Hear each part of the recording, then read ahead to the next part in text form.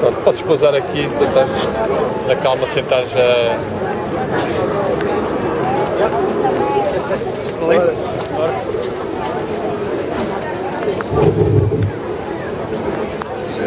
Muito boa tarde. Muito boa tarde.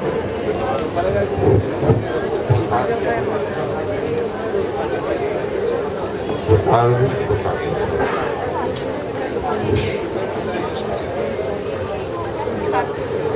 Então, muito boa tarde e vamos dar início a esta apresentação de um livro que já foi editado há alguns anos e que serviu para realizarmos esta palestra que será sobre o tema o Yoga da Índia e a sabedoria perene. O que é que se entende por Yoga? Yoga é uma palavra sânscrita que significa unir, união, e significa nos dois sentidos quais são as metodologias para atingir esse estado de unificação e o resultado.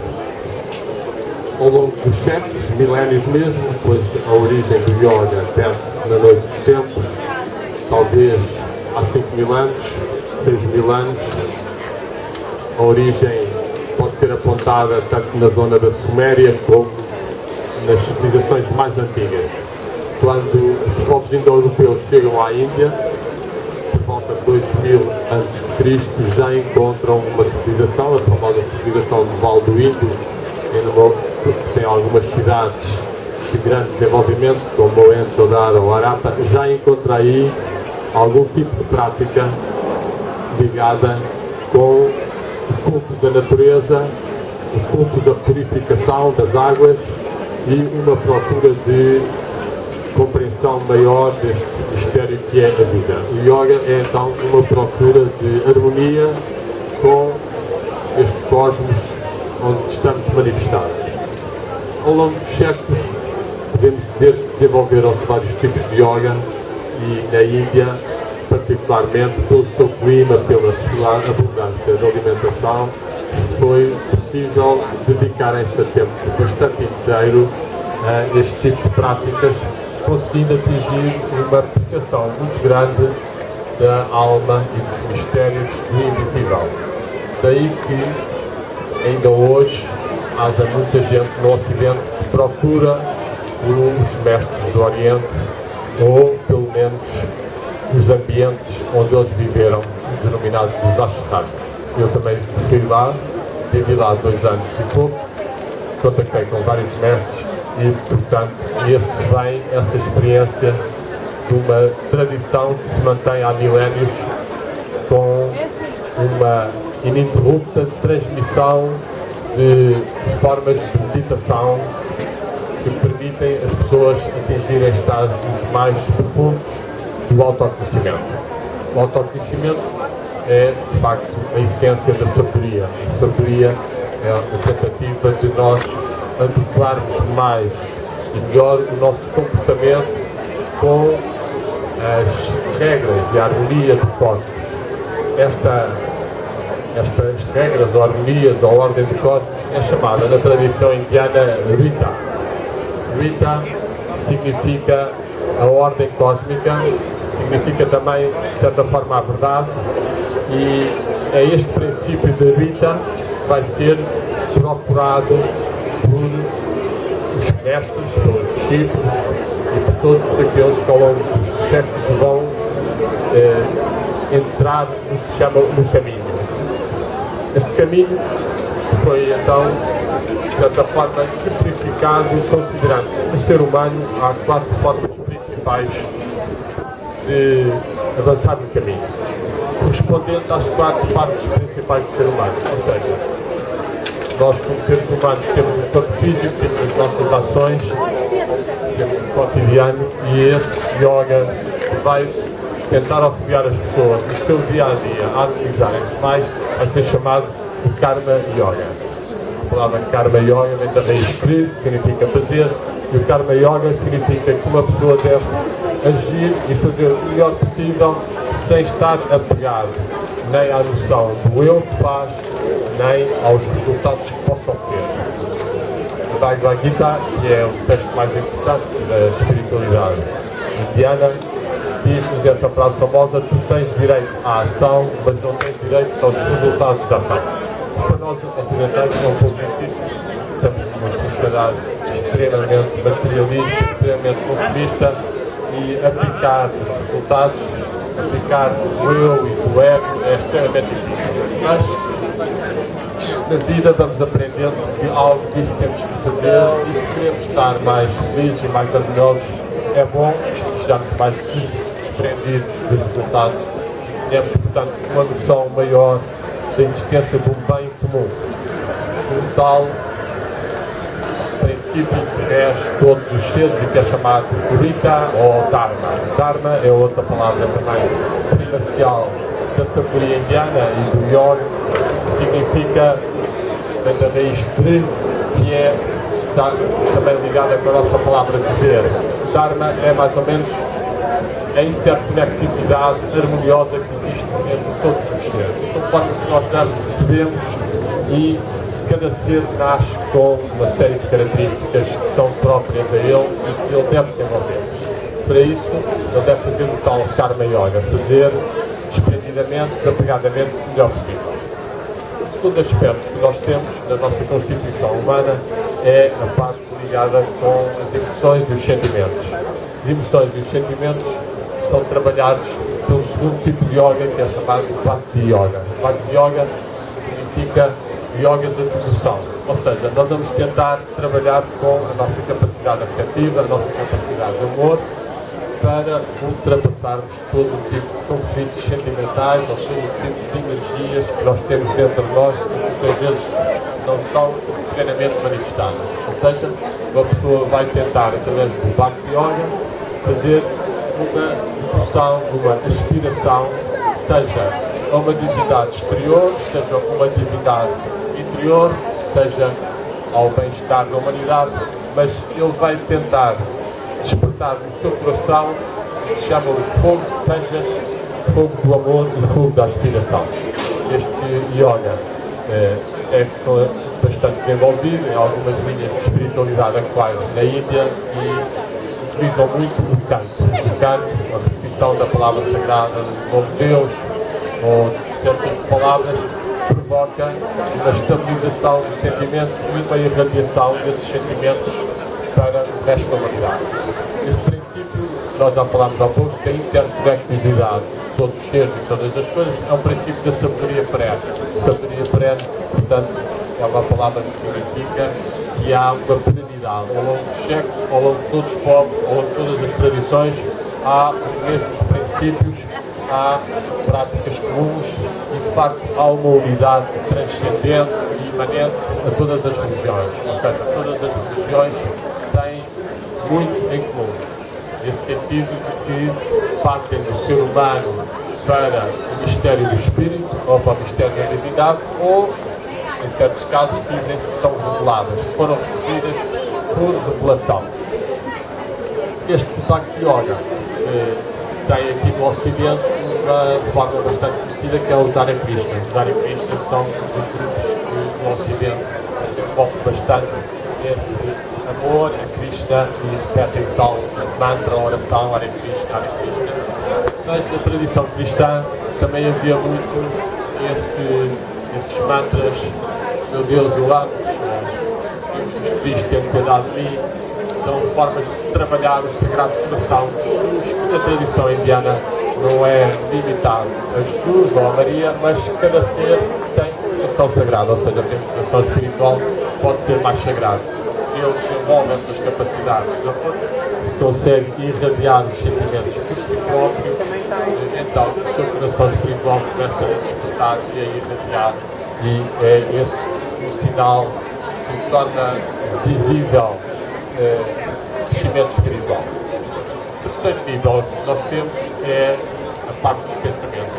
Os pensamentos, os sentimentos, todos nós temos, muitas vezes não separamos, consideramos apenas a mente, mas talvez seja bom distinguir essa parte mais mental que nós temos e que pode e deve ser controlada através de certo tipo de prática.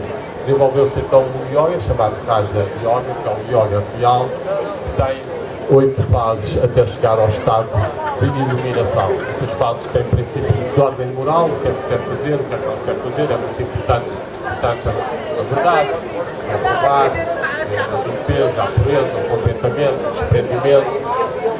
Tudo isso são formas de se qualificar uma pessoa para poder entrar mais numa prática de descoberta interior.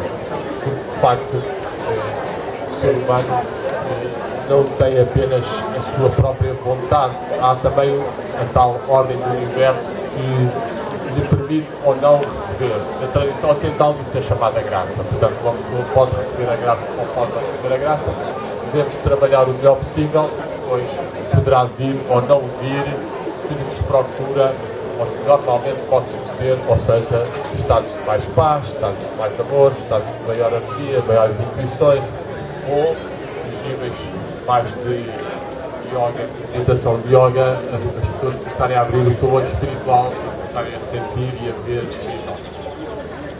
Este Raja Yoga de Patanjali tem a definição que ele dá. O yoga é Yoga Sita Vritti Nirodha. Yoga Sita Vritti Nirodha. Yoga Sita significa substância mental, Vritti significa as oscilações e Nirodha significa extinção. E, portanto, esta prática de meditação, de concentração, de Raja Yoga, visa atingir este estado de controle, harmonização das ondulações do pensamento. Isto é muito importante porque nós somos completamente, de certa forma, manipulados pelo exterior. Diariamente apanhamos imensa informação, imensos pensamentos que chegam até nós e geralmente nós não temos qualquer momento em que somos nós próprios a tomar conta da nossa mente e observá-la, deixá-la acalmar e depois sermos nós próprios a criarmos os pensamentos que queremos ou recebermos do nível espiritual as intuições, os pensamentos ou as imagens que nos podem guiar e inspirar. Esta prática de meditação é então fundamental no Raja Yoga. E a terceira frase deste Yoga Sutra de Patanjali diz que assim, Tat Drushta Swarupe Avastana. Então, quando as vagas de pensamento diminuem, o observador estabiliza a sua rupa, na sua própria forma e essência interior. E é de facto isso que se procura. É o autoconhecimento que nós não somos apenas este corpo ou este cérebro, mas temos uma dimensão espiritual. Temos uma alma, temos um espírito e mais tarde ou mais cedo vamos ser confrontados com essa realidade que habita dentro de nós e nós podemos ter dado mais atenção ou menos atenção, podemos ter desenvolvido mais o objetivo realmente do caminho espiritual e do yoga é atingir uma identificação maior da nossa consciência com o ser espiritual, com o ser que está em nós e não tanto apenas com o corpo, com os sentimentos, com os pensamentos. E, portanto, isto implica que haja estas práticas, como já dissemos, fazer a ação justa, desenvolver os sentimentos e as emoções corretas, controlarmos o pensamento, ao Raja Yoga e passarmos agora para o quarto yoga principal, que é chamado Jnana Yoga. Jnana Yoga, a palavra Jnana significa conhecimento, Yoga, o princípio que está por trás disto é o ser humano tem dentro de si uma partícula de origem divina, que é chamada Atman, ou Purusha, ou Jivatman, e ela está obscurecida por todas as impressões sensoriais, por todas as falsas identificações, por todas as ilusões, por todas as preocupações, e através das práticas e de uma tentativa de identificação de nós próprios com esse nível, esse espírito torna-se mais presente em nós e podemos então ver, ou ele ver-nos a nós próprios. É esse o aspecto que vai ser desenvolvido nas práticas em que uma pessoa tenta identificar o seu ser com o ser espiritual que está dentro dele.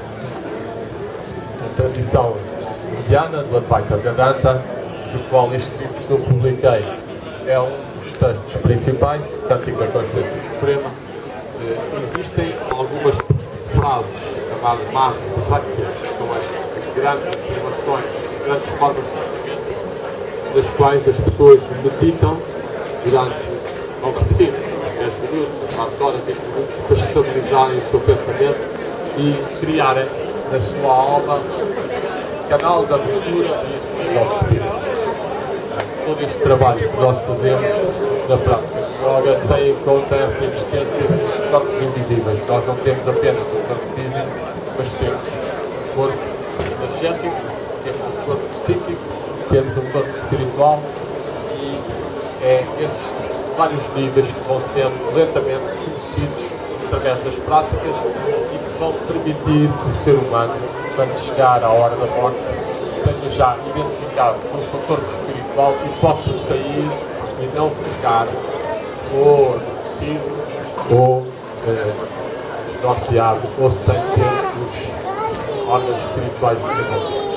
Esta prática do Jnana Yoga então visa fazer com que o centro da nossa consciência deixe de ser a parte transitória, imutável e influenciável da personalidade do corpo, mas que seja mais a nossa essência, o tal Purusha do nosso espírito. E uma das frases que utiliza é, por exemplo, Om Tat Sat. Este é um dos mantras. Mantras são palavras, orações muito curtas que precisam da tradição interna, como nós na tradição cristã podemos dizer o Amen, ou o Elton, ou os islâmicos Allahu. A tradição indiana tem vários mantras, dos quais toda a gente praticamente conhece, que é a famosa palavra Om, que é repetida e que nós sabemos que a sua influência nas placas de metal, da areia, mostram que cria uma atmosfera circular, um campo energético de grande harmonização. E, portanto, estas práticas indianas do yoga com a meditação consciente interior, compreendendo e com esse objetivo de ligação com o espírito, vão produzindo resultados e as pessoas podem, de facto, ter uma maior capacidade de resistência ao tipo de massificação e alienação que somos submetidos pelos órgãos de informação, pela televisão, por esta sociedade de consumo, que muitas vezes se afasta completamente da sensibilidade ao nível espiritual, ao nível da interconectividade com os seres e ao nível do bem comum, ou tal Dharma, ou dever que nós fizemos. Outro dos mantras ou palavras que é utilizado também é Tat Tvam Asi. Tat Tvam Asi. Tu és esse nível, essa verdade. Tu és esse espírito e, de novo, as pessoas nestas práticas são convidadas a fazer a respiração lenta e profunda. A respiração é básica na prática do caminho espiritual indiano e não só, em quase todos, na medida em que é pela respiração que a energia cósmica, a energia etérica que está espalhada por todo o universo, em que a grande parte vem do Sol, através da respiração é captada dentro de nós e é acumulada nos nossos centros de força e permite depois uma intensificação do nosso corpo energético e espiritual. E então passamos a sentir que não somos apenas este corpo físico, mas dentro de nós existe uma entidade, existe uma alma, existe um ser que podemos sentir palpitante e vibrante. Portanto, uma pessoa faz estas respirações, geralmente fala de olhos fechados e depois deve fazer uma certa concentração no terceiro olho, o olho espiritual, o olho mental.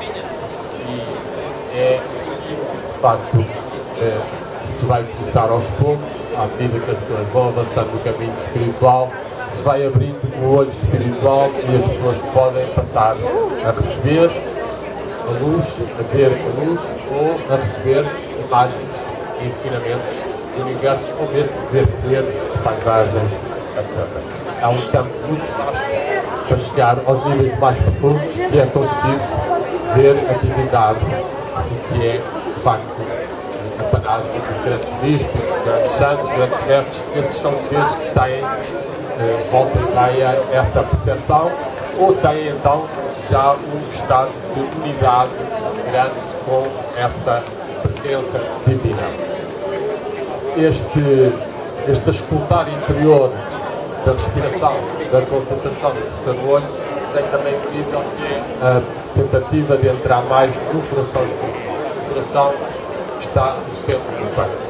Portanto, nós sabemos, nós temos este corpo físico, temos o corpo psíquico, o corpo invisível, e aí temos chamados chakras, ou rodas de força, e é através delas que estes fenómenos de percepção do mundo espiritual se verificam, e o coração é o centro impulsativo. Então, o centro que nós estamos deprimidos, ou se sofremos notícias negativas, ou se nos deixamos invadir por sentimentos negativos, esta luz do coração, esta força que está aqui, é que a pessoa está com pensamentos otimistas, pensamentos luminosos, tudo bem, o coração irradia e aproximamos então do famoso Sagrado Coração, em que, de facto, a luz irradia e, tal como Jesus disse, vós sois a luz do mundo. Seres que têm essa capacidade de transmitir e irradiar a luz espiritual. As práticas do yoga visam esta identificação de nós próprios com o ser espiritual, chamado Purusha ou Atman, e a sua capacidade de ligação com a divindade. A divindade que é chamada Brahman, e que tem dois aspectos. Tem um aspecto transcendente, tem um aspecto imanente. Esse aspecto imanente tem também dois aspectos dentro de nós. Tem um aspecto que é dentro do coração, no mais profundo do coração, está chamado Antara Yaman, portanto é a divindade, o coração do coração, os segredos, os místicos, por exemplo, os yogis da Pérsia, do Irão, como Najim Cobra, Navarra e outros, atingiram grandes níveis de profundidade, tal como os mestres indianos, e conheceram e tiveram percepções desse nível da presença da divindade